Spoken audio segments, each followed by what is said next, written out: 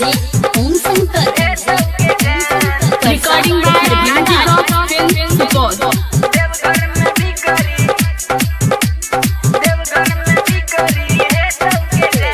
सावन में सोजल छै बाबा नगरिया, बरसै छै रिमझिम आ गगन बदरिया।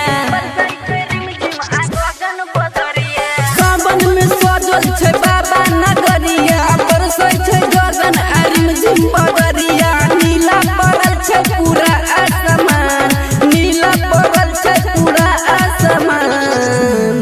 आ खोलले गे छौड़ी चिलम के दुकान, आ देवघर में बिकरी है तो गे जान। खोलले गे छौड़ी चिलम के दुकान, चिलम के दुकान, आ देवघर में बिकरी है तो गे जान। खोलले गे छौड़ी चिलम के दुकान, चिलम के दुकान, आ देवघर में बिकरी है तो गे जान।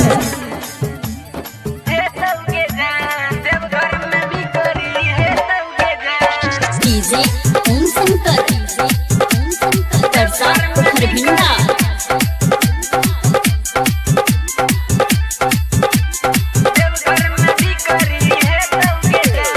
गेरुआ ड्रेस पहनी आई है, जड़ी बूटी दुकान चलई है, हमरा नहीं जानू भूलई है। देवघर में चिलम चढ़ई है,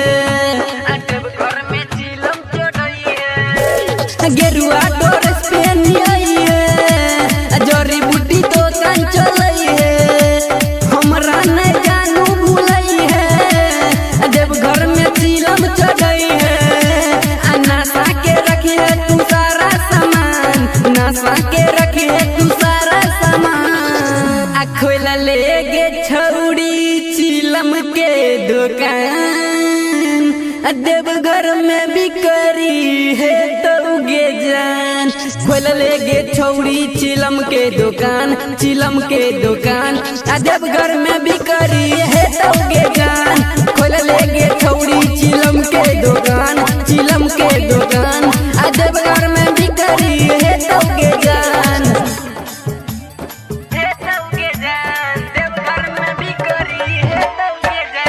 डीजे ओम शंकर तरसा खरभिंडा।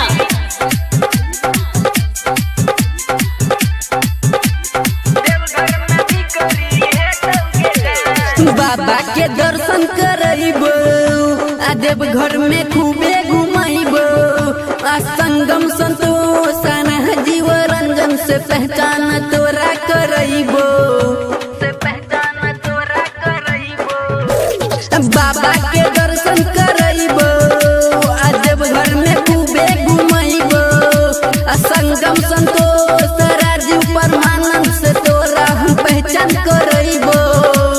कर देबो पूरा सारा अरमान, कर देबो पूरा सारा अरमान।